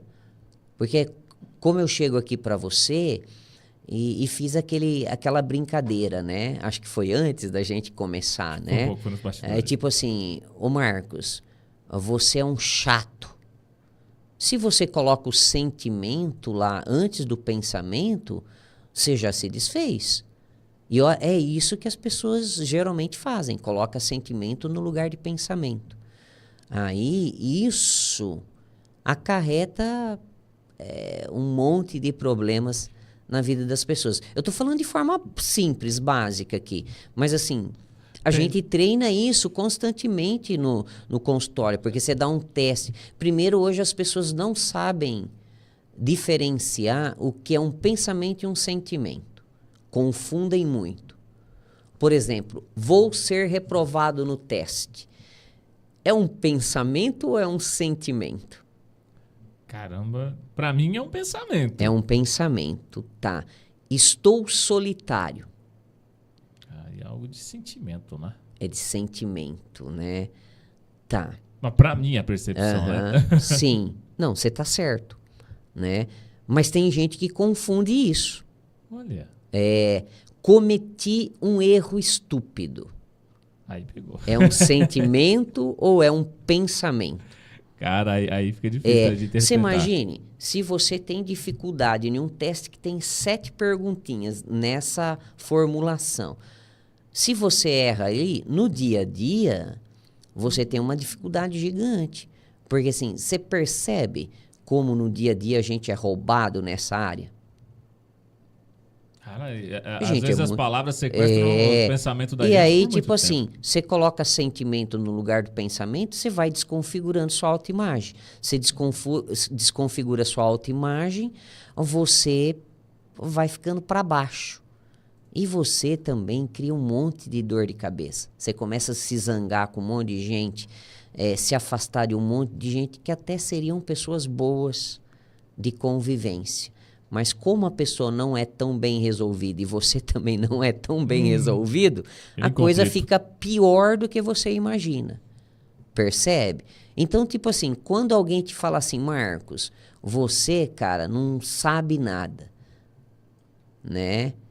Aí você vai falar, não, Daniel, você tá me conhecendo agora, você vai perceber que eu sei mais do que você imagina. Você preserva sua autoimagem, você não põe sentimento no lugar do pensamento, você preserva sua autoimagem, consegue dar uma resposta melhor para você e você acaba dando uma oportunidade para mim. Daniel, você vai me conhecer melhor, você vai gostar de mim e você vai ver que eu sou um cara inteligente e nós vamos ser amigos ainda. Cara, muda tudo. É muito simples aqui falando, mas é assim que funciona. É simples mesmo, mas funciona. Mas tem que treinar. Tem que treinar porque isso tá muito preso, Marcos, à raizinha da árvore lá que eu te expliquei. Que tem que ir, às vezes, para terapia para entender essa árvorezinha, como ela funciona, a questão das crenças nucleares ou centrais do desamor, do desvalor, né? E aí você vai seguir para frente, você vai falar, nossa, Daniel, aquela pessoa que estava dentro de mim foi embora. E isso eu já ouvi de gente que estava há 3 dias internado no hospital querendo se matar, que o psiquiatra mandou para mim, lá de Vilhena. Eu já ouvi isso praticamente de 90% dos meus pacientes. E assim, é uma realidade. A TCC hoje não é padrão ouro por um acaso. Ela, desde 1960, ela vem dando uma resposta muito boa nessa área. E é uma área que chama muita atenção, porque você me convidou para vir para falar. Lógico que a gente está falando bastante temas aqui, né? Uma coisa muito pequenininha, né? Se a gente for falar de psicologia aqui, dá para falar a noite inteira, a semana inteira. Com certeza. Né? O mês inteiro. A gente vai para o nosso próximo bloco. Antes disso, quero agradecer mais uma vez aos nossos apoiadores, em especial a CPW Internet Fibra. E olha, a CPW sempre é nossas parceiras, a gente liga, olha, vai ter transmissão em tal lugar, tá no Cone Sul? Então tá, vamos lá colocar a internet para vocês. Agradecer imensamente ao Júnior, né, que está sempre ali atendendo a gente diretamente, a Vanderlei, que nos proporcionou essa parceria, e ao Pepeu e a toda a equipe que sempre está ali à disposição para nos auxiliar nas transmissões, tá? Patrocinadora oficial das transmissões da ProLive CPW Fibra em todo o Cone Sul. Você pode contar com essa internet. Olha, não tem como explicar em palavras, é só consumindo para você entender a dinâmica de como que é o trabalho de assistência, como que é a estabilidade, a qualidade e velocidade dos pacotes que a CPW oferece para você, tá? Tanto para você que é estudante, para sua casa, para acessar as redes sociais e também para sua empresa que depende de um fluxo maior de dados aí, tá? CPW Fibra, para todo o Cone Sul, tá? Acesse lá cpw.com.br. E também agradecer de coração nossos amigos da Microsul Assistec, parceiro Tialiton, tá sempre aí à disposição de você que precisa de resolver o problema do seu celular. Aquele probleminha, não está funcionando direito, é tela, ou também alguns acessórios de tecnologia, passa lá, tá?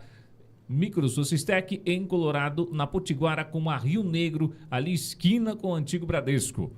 E você também pode contar com a Pré-Moldados Azevedo, meu amigo. Sua propriedade está precisando de reformular, precisa de um barracão com estrutura metálica, precisa de estruturas pré-moldadas como colchos, manilhas de vários tamanhos, churrasqueiras aí para o seu lazer. Aproveita, passa na Pré-Moldados Azevedo, fala com o nosso amigo Charles ou com a equipe dele lá, que você vai estar muito bem atendido e muito bem assistido aí no que você precisar, tá? Pré-Moldados Azevedo em Colorado, saída para Vilhena, da Paulo de Assis Ribeiro.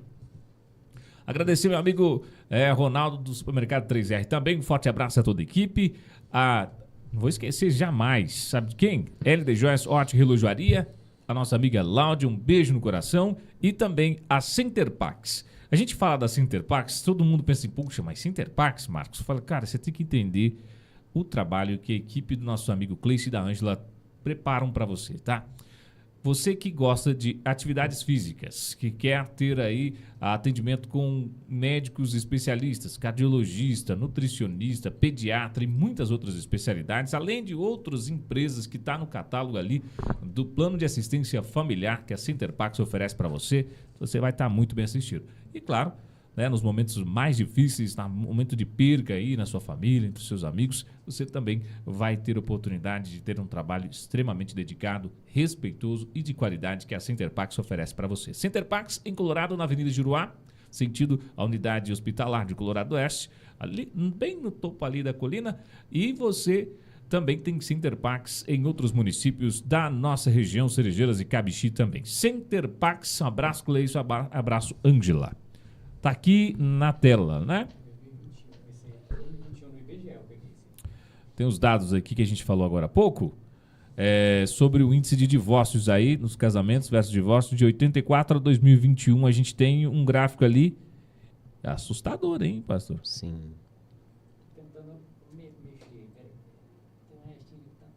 Tá reduzindo ali? Acho que tem como tirar essa parte lá do lado. Isso. Aí, garoto. Toda vez eles mudam a versão aí, não ajuda muita gente. Isso se deve à mudança de comportamento social, à interferência econômica. A gente pode interpretar de que maneira através dos olhos da psicologia? Dos olhos da psicologia, a gente pode... Você sabe que a questão econômica, ela tem trazido muitos problemas para a questão conjugal. Né? Ela é uma das primeiras causas, não é a primeira, mas é uma das 3 principais causas que faz um casal se separar. Você entende? Na verdade, o primeiro problema do casal está relacionado à comunicação. Comunicação é uma coisa que mais separa casais. Mas de que sentido? Em todos os sentidos. Compreensão, por exemplo... Qual é o problema de casal? Eu já disse aqui, você casa com uma expectativa gigante, né? Aí você não tem habilidade emocional para lidar. Já começa aí. Os grandes especialistas dizem que se você fizer terapia conjugal nos primeiros 5 anos, não é 5 anos... Os primeiros 5 anos de casado, fazer os 5 anos de terapia. Mas nos primeiros 5 anos de casado, se você fizer terapia, a tendência é você não separar. Que interessante. Quando a gente fala no problema de comunicação, o ouvir ou ter aquele ruído de um não entender o outro? É de não entender o outro. As crises conflitivas... E as memórias negativas que você traz dos moldes familiares e que estão muitas vezes relacionados também à sua autoimagem, prejudica muito. Nossa. Né? Então, assim, cara, tem gente que traz memórias negativas profundas da convivência no lar, familiar, traz para o casamento. Eu escutei, e agora eu vou... E não é só isso, Marcos, é a questão da comunicação. Você já percebeu que quando o casal casa, o marido fala A, a esposa entende B, a esposa fala C, o marido entende F? Os primeiros anos de casamento, a maioria. Né? Aí você tem que ir ajustando isso. Tem pessoas que não conseguem ajustar por causa da autoimagem. Tem que ser trabalhado. Terapia dá uma resposta, cara, gigante para essa questão. Olha, eu ouvindo o senhor aqui, vem a luz na minha mente, umas coisinhas pequenas, né? Eu já vi, eu não passei por isso, eu tive muita sorte não passar por isso, mas vi muita gente passando, né? Uhum. Ah, mas ele falou tal coisa. Uhum. Na cabeça desse, eu vou falar amigo para não citar não, você vai ficar ruim. Uhum. Faz tempo que eu não encontro ele também, né? Na cabeça dele, a criação dele, a convivência que eu tive desde criança, era a coisa mais comum.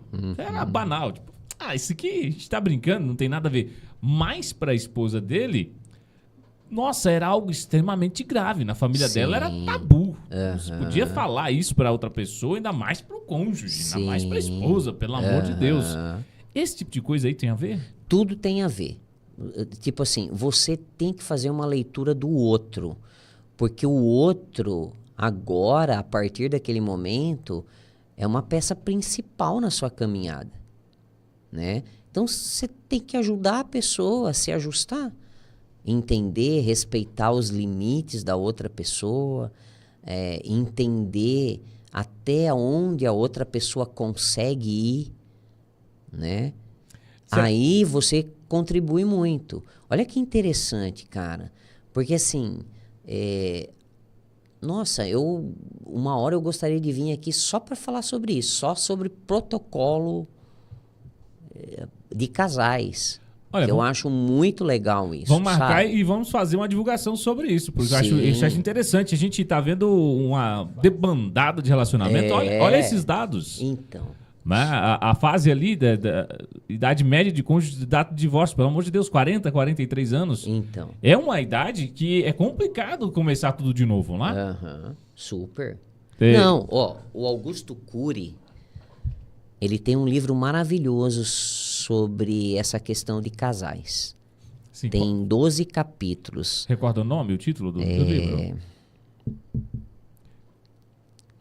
Cara, se você colocar aí, desculpa que a gente tá pedindo. Não, tá tranquilo. Eu vou pedir pra você colocar um pouco de água pra mim. Ao vivo é assim. Eu não sei o que de casais saudáveis. É o tema do livro Augusto dele. Cury Casais, ele já vai fazer a Já vai fácil. fazer isso. É maravilhoso. Tem 2 cadeirinhas de praia assim. Augusto Cury. Coloca casais. Casais, Ele vai fazer a busca. Esse daqui, As regras de ouro dos casais saudáveis. Cara, todo mundo deveria ler esse livro. Não, eu gosto desse. Aquele eu não sei se é mais recente, mas... Não tem problema não, Jefão. Não tem problema não. Eu não entendo muito dessas regras aqui, do que vocês não podem fazer, então... Aqui não tem regras pra esse tipo de coisa. Ô Jefferson, esse frio daqui é de congelar a gente, hein, cara? Congelando?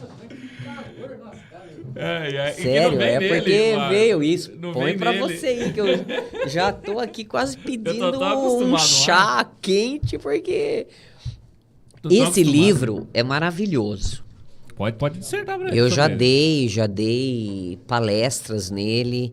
Um outro livro que todo mundo deveria ler, por exemplo, você sabe a linguagem de amor do seu cônjuge? Esses dias eu tava ouvindo. São 5.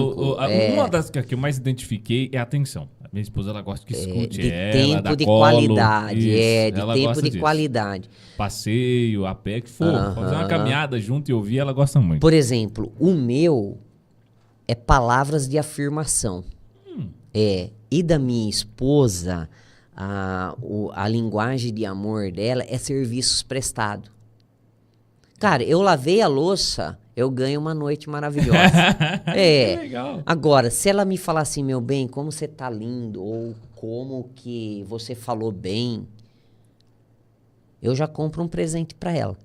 Você Cara, entende? é incrível. Então a gente tem que descobrir isso, sabe, Eu- Jefferson? A gente ignora, mas isso é muito bom. Mas acho que isso E é assim, muito importante, porque às vezes você passa a vida inteira do lado de uma pessoa e você não sabe a linguagem de amor dela. Você fica enchendo ela de presente, mas a linguagem dela é palavras de amor. Pronto. aquela parábola, não é uma parábola, é uma história do pão francês. Ah, Você já ouviu falar dela? me conta um pedacinho que de É, repente... o casal passa a vida inteira comendo pão francês e ele gostava do pão que tinha bundinha e a outra não gostava, né? Não acho que não é bem assim a história, mas eu sei que os dois, depois de muitos, nossa amor, muito obrigado. Eu sempre quis essa parte do pão e você nunca E você me deu. nunca me deu. É. E ele sempre achou que ela não gostasse. Ele Isso, comia, essa mesmo. é igual o casal, velhinho. Era miolo do pão, É. miolo do pão e a casquinha do pão. Aham. O casal tá lá com 80 anos, 60 anos de casado, 80 anos, a senhorinha tá partindo desse mundo para a eternidade e falou para ele: "Nossa, meu amor, meu bem, eu quis dormir a vida inteira do lado esquerdo da cama e você nunca me deu a oportunidade." Ele disse: "Meu bem, você nunca me disse isso. Agora que você está morrendo, você vem me dizer isso." Então, tipo assim, qual é o problema, às vezes, de casais? De não deixar claro para o outro o que faz bem e o que faz mal. E você tem que respeitar. Por exemplo, a minha esposa, quando ela casou comigo, eu fiquei com muita raiva dela. Porque nos primeiros meses de casada, ela falou: "Meu bem, eu queria ficar um domingo em casa, eu queria comer um domingo só nós dois. Eu queria fazer a comida, eu queria ter esse prazer." Puxa, mas você tá descontente? Tanta gente boa convidando a gente, comendo comida boa e tal. Nossa. Eu fiquei bravo uns 3 meses com ela, Jefferson. Por causa disso. Você percebe? Uma coisa tão importante para ela, mas que para mim era um horror. Era o contrário. Né? Era o contrário. Poxa, todos meus amigos convidando. Eu entendi isso. Eu aprendi isso. Eu vejo assim, muita gente reclama do homem, e isso aqui é uma característica muito específica do homem, não quer dizer que não tem mulheres assim, o nada. O nada pra mim é tudo. Cara, você não. quer falar: "Marcos, você tá tranquilo?" Cara, descansou? Descansei. Pra minha esposa, o Sim. descansar pra ela é ir na casa dos pais, fazer um passeio gostoso, Sim. comer fora. Pra E mim, você é ficar sozinho. É o Só que, nada. tipo assim, porque... não, ficar com ela perto, mas não tá fazendo nada. Entendeu? Porque o homem tem a caixinha do nada, a mulher não tem, ela tem um monte de fio descascado na cabeça. Tem que Então, concordar. tipo assim, ela apanhar tem, depois. ela tem. Então, assim, tem uma frase que eu não sei se eu vou lembrar ela inteira, mas fala assim: um acordo é um acordo. Quando a gente tem que fazer um acordo com o cônjuge, um acordo é a gente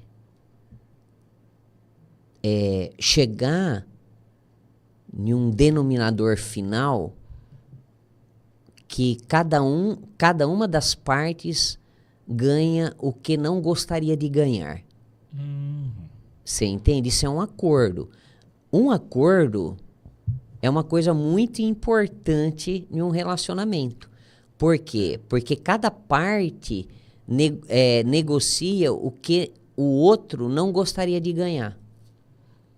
Então, no acordo, os dois lados ganham, mas os dois lados têm que perder. Senão a balança não equilibra, né? Senão a balança não equilibra. E hoje a gente não quer isso. E eu vou falar, infelizmente, talvez uma coisa que você vai ficar triste comigo, mas a nossa sociedade brasileira é machista. Muito machista. Em todos os sentidos. Aqui quem manda é o homem, sabe? Um cara chegou uma vez no meu consultório, por infelicidade, ele falou assim, ele não sabia quem eu era, foi indicado pela filha de um amigo meu, chegou no consultório e falou assim: "Cara, a esposa chorando, angustiada, porque o cara era um narcisista, literalmente um narcisista." Aí, ele chegou para mim e falou assim: "Cara, E ele não era evangélico, ele era filho de evangélico. Ele falou, cara, eu estava lendo o texto sagrado lá e o texto sagrado me deixa claro que quem manda no lar é o homem que é o cabeça do lar. Realmente a Bíblia fala que o homem é o cabeça do lar, mas ele fala isso lá em Efésios capítulo 5, e ele vai dizer, olha, o homem é o cabeça da casa, como Cristo é o cabeça da igreja, e o homem, sendo cabeça da casa, ele tem que ser como Cristo, que é o cabeça da igreja, que foi lá, amou a igreja se entregando por ela. Não mandando nela, se entregando por ela. Aí eu falei, cara, é mesmo? Você está me contando isso? Então, lá em casa, minha esposa tem que me obedecer. Lá tem que ser do jeito meu. E eu vi isso no grego. Eu falei, cara, você me desculpa, mas eu sou professor de grego. Eu falei para ele, eu sou professor de grego. Eu não sou professor de hebraico. Eu estudei hebraico. Eu não sou professor de hebraico, mas eu sou professor de grego, eu entendo de grego. Sabe eu falei, você tá falando uma besteira. Então, assim... A maioria dos homens que são muito narcisistas, e graças a Deus não é generalização, sim, porque senão não existiriam relacionamentos também mais. Não, homem... Eu olho assim, nós... Quando eu não concordo com 100% do que o senhor falou, e é um direito de todo mundo não concordar com 100%, porque senão também Sim. vira uma coisa tão chata, né? Uhum. Eu olho assim, a sociedade hoje, eu não considero ela machista. Isso é um ponto de vista meu. Tudo bem, o senhor é muito mais estudado do que eu, e quem sou eu para discutir, né? Sim. Mas é uma forma, é muito simples que eu entendo. Um ambiente onde o homem não pode ter voz, não é um ambiente. Não, é um ambiente onde é escravidão. Submissão. Não. Ninguém deve ser submisso ao ponto Marcos, de escravidão. né? Um ambiente onde uma mulher não pode ter voz é a mesma coisa. A mesma coisa. É submissão, escravidão. E hoje, o que eu olho assim, sociedade, eu não consideraria ela machista. Hoje, no momento que a gente vive, eu consideraria feminista. Pelo seguinte momento, toda vez que um homem diz não gostei, pronto, crucificado. Pode ir para as redes sociais, cancelamento nas redes sociais, é o cancelamento na vida profissional, é o cancelamento dentro da comunidade onde ele congrega e tudo mais. E já as mulheres, se ela chegar a acertar... E a gente assistiu esses dias atrás, né? Um reality show onde a apresentadora não foi com a cara do... que sentou o tapa na cara dele. Quem foi segurado? O homem. Ele revidou. Tá certo? Nenhum dos dois lados. Nenhum dos dois lados. E jamais vai se justificar a violência, tanto da mulher quanto do homem. Sim. Mas se fosse ver, os dois deveriam ser retirados do ambiente. É o meu ponto de vista. Então, mas a gente tá falando assim, Marcos... E são pontos pontuais, tá? A gente tá falando de estatística. Não é mulher que mata mais os homens do que... Então, tô falando de estatística, mas eu não tô falando dessa polarização, porque essa polarização é ruim dos dois lados.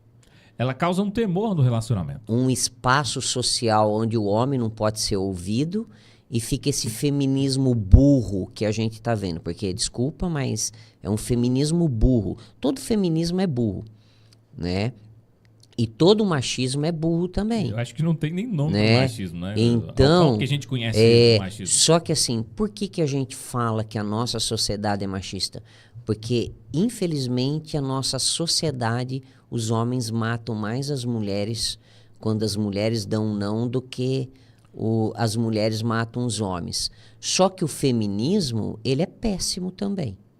Você entende? Então, a gente tem uma responsabilidade social de equilibrar isso.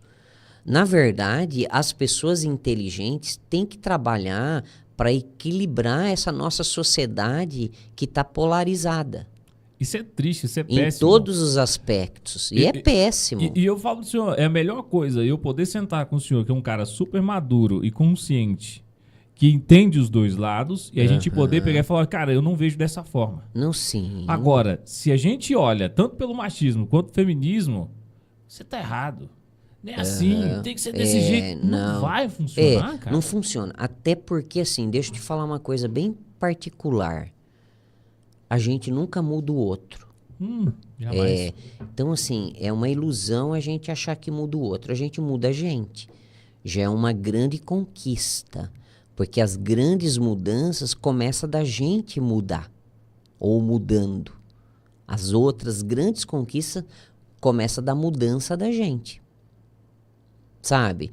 Quando eu não jogo um papel de bala no chão da rua, aonde eu ando, quando eu chupo uma bala, na verdade eu não chupo bala, mas estou dando um exemplo, você muda. Por exemplo, se for em vários países da Europa, as pessoas comem as coisas e põem dentro da mochila. No Brasil não, a turma joga no chão.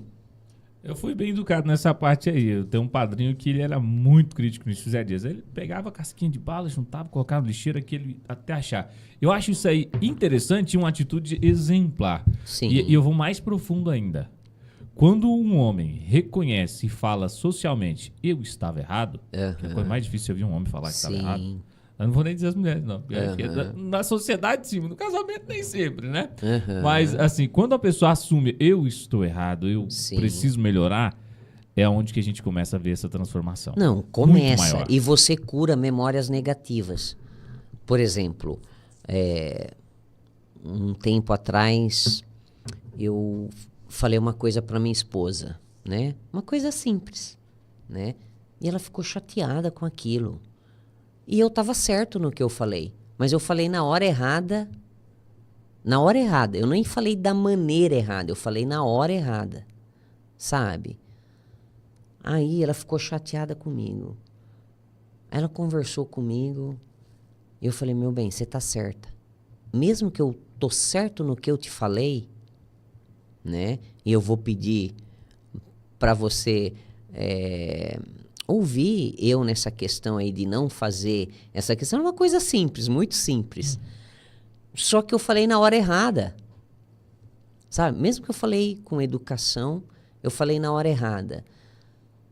Aí eu falei para ela, você tá certa. Então, assim, cara, isso muda tudo. Por exemplo, eu vim de uma família, Marcos, que a minha família era muito resolvida. Minha família era muito equilibrada, não era perfeita não, mas muito boa, afetiva, todo mundo se beijava, todo mundo se abraçava, todo mundo se respeitava. E quando a minha esposa conheceu... quando a minha esposa conheceu a minha família, ela falou, nossa, bem, você tem uma família de verdade. A minha família é muito problemática. Eu falei, não, sua família é uma família normal, que tem problemas, mas por causa de várias adversidades da vida. O pai abandonou eles quando eles eram pequenos. A minha esposa, que é a mais velha da família dos 6 filhos... Tem uma cicatriz dos 6 filhos. A minha sogra teve que trabalhar dia e noite para sustentar os 6 filhos, porque ele nunca mais, nem sequer olhou para os filhos.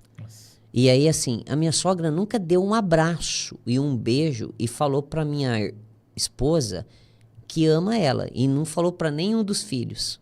Só que a minha sogra é muito amorosa e ama todos eles. E cuida, mas não sabe dizer eu te amo. Você entende? Quando eu casei, a minha esposa não tinha habilidade afetiva. Eu treinei ela para ela aprender isso. E hoje ela é maravilhosa. Na verdade, a minha esposa é infinitamente melhor do que eu sempre digo, né? E assim, ela tem qualidades que todo mundo admira ela, sabe? Mas assim, essas qualidades emocionais, eu treinei ela. Como no dia a dia, paciência. Mais de 10 anos. Meu bem, você viu como eu tô bonito? Fiz a barba. É mesmo, meu bem. Você tá lindo. Você entende? E assim, ela perguntava, minha comida tá boa, meu bem? Era a coisa mais simples. Às vezes não tava tão boa. Eu falei, tá uma delícia. Desenvolvi habilidade emocional nela. Sabe? Não é que eu mentia. É que ela se esforçava e ela tinha feito o melhor que ela podia. Então, cara... Assim, tem como a gente melhorar e tem como a gente viver bem. E o Augusto Cury vai falar muito dessas coisas nesse livrinho aí, tá? Bacana. Vamos aproveitar então. Jefferson, quanto tempo?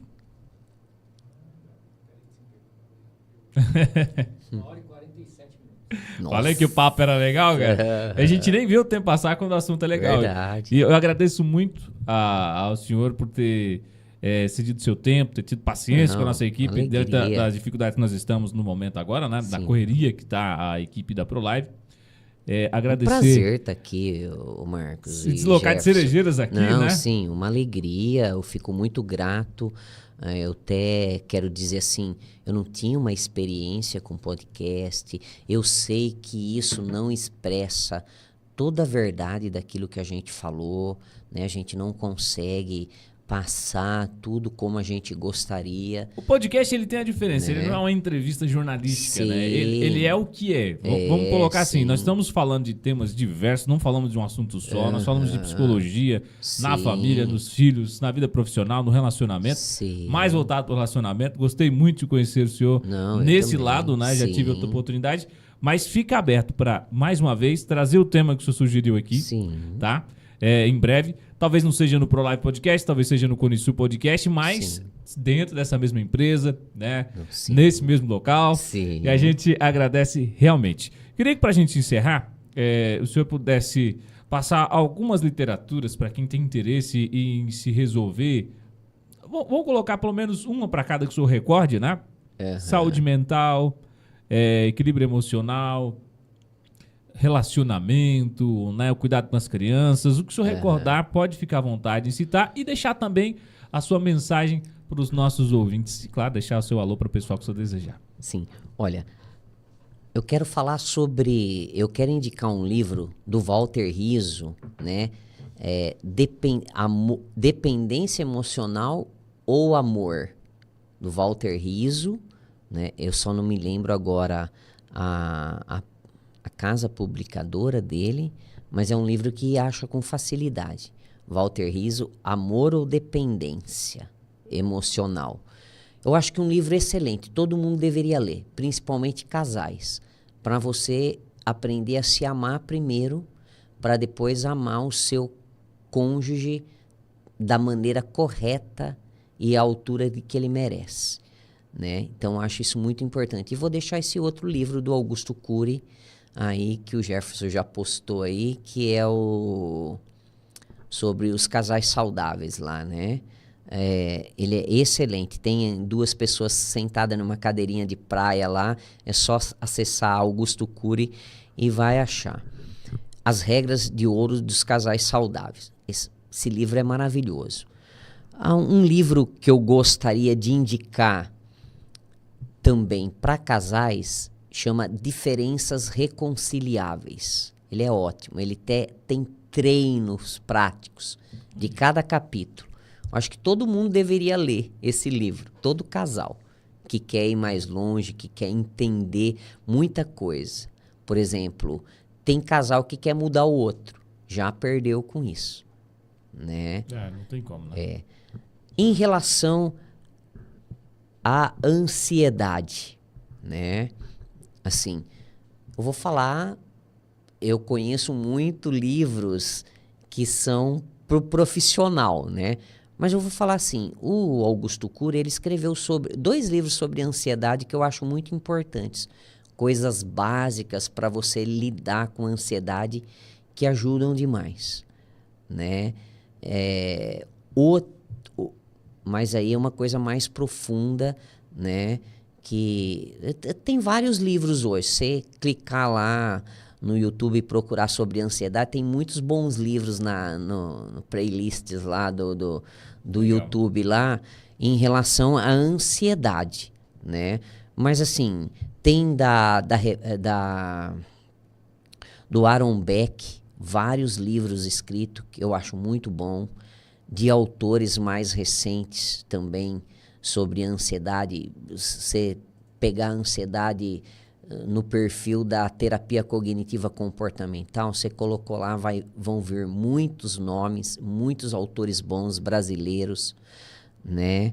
Da Arte Média também tem livros de outras casas publicadoras. Sobre depressão. Depressão, olha, cara, tem vários autores, mas vários escritos dele, em vários livros que ele tem. O Augusto Cury fala em vários livros sobre depressão. Foi uma das definições mais claras, uma vez que ele estava falando sobre suicídio, né, gerado pela depressão. Ele fala de uma coisa interessante. A turma estigmatiza muito o suicídio, mas o suicídio é a falta de capacidade do indivíduo repaginar a vida, né? Então, eu acho que a terapia cognitiva comportamental trabalha muito essas questões. Eu sempre digo assim, sabe? Tem muita coisa hoje no mercado. Infelizmente, eu não tenho aqui na cabeça o nome. Mas já deu uma né? boa ajuda aí, bastante coisa. Uma mensagem para os nossos ouvintes aí. Eu acho assim, vamos desestigmatizar a questão que terapia é pra gente doida. E que psiquiatra é pra gente doida. E que remédio que psiquiatra indica, todo remédio não presta. Não, tem remédios muito bons. Você entende? Às vezes tem alguns tipos de depressão que precisa de remédio. Tem outros não. Hoje a gente já sabe que a terapia cognitiva comportamental tem uma resposta muito boa para essa questão de depressão. E que cura, e que às vezes não precisa de remédio. Mas tem 25% de depressões que são genéticas e que tem que tomar remédio. Como o esquizofrênico tem que tomar remédio, como o bipolar 1 tem que tomar remédio. Você entende? Como que alguns casos de ansiedade tem que tomar um remédio por uns 3 meses, até a pessoa conseguir dar um upgrade ali na mente e depois dar uma sequência nas configurações com terapia. Eu tenho tido boas respostas em termos de terapia sem muito remédio, mas às vezes eu encaminho. Por exemplo, essa semana mesmo eu tive que encaminhar um paciente do Mato Grosso para psiquiatra, que às vezes precisa de um remédio. Mas a gente tem que desestigmatizar, né? Tem alguns profissionais que não fazem jus à profissão, infelizmente, mas nós temos bons profissionais da área da psicologia que faz jus à sua profissão. Eu acho que cada dia a gente tem que incutir na nossa sociedade que fazer terapia é uma coisa muito saudável. E é uma coisa que resolve a vida de muita gente. Resolve mesmo. Para quem que você quer deixar o seu alô, recordar? Cara, eu quero agradecer a Laude que indicou meu nome para vocês. Eu quero agradecer e mandar um beijo para minha esposa, que é uma pessoa linda, que contribuiu para eu ser quem eu sou, né? Que teve uma participação muito especial e tem uma participação muito especial na minha vida. E quero agradecer a vocês, né? O trabalho de vocês, eu acho isso daqui uma coisa sensacional, né? É uma resposta hoje de melhor qualidade para de informação para a nossa sociedade. Eu acho que daqui a um tempo esse vai ser o carro-chefe, já está sendo o carro-chefe. Aí a minha esposa acho que falaria melhor sobre esse assunto, porque ela é uma vidrada em podcasts e tudo Bacana. mais. E eu quero parabenizar vocês, porque assim, eu acho que toda pessoa que já veio aqui sabe a qualidade que vocês têm aqui. Então, eu estou surpreso, volto para Cerejeiras, desejando que Cerejeiras tenha um trabalho dessa envergadura, dessa altura, e tenha um estúdio bonito como esse e que contribua para a sociedade como vocês têm contribuído. Muito obrigado, Marcos, a você, ao Jefferson, né? O carinho, o respeito, né, de vocês, e eu fico muito agradecido, tá bom? Tá certo, eu que agradeço a presença, né, pastor, e psicólogo e muitas outras formações. Quem quer conhecê-lo, pode acompanhar no vídeo, tá ali até o contato, né, para a turma que tá aí. Gente, muito obrigado pelo carinho. A você que está sempre acompanhando, o ProLive Podcast está passando aí por umas mudanças. Em breve teremos novidades para você que acompanha as redes sociais, as nossas redes, né, da empresa, não só do ProLive Podcast, Conisul e Esporte. A gente se encontra por aqui, mais uma vez, na próxima quinta-feira. Forte abraço, um beijo de coração. Se o assunto é negócio, você está no lugar certo. Até lá.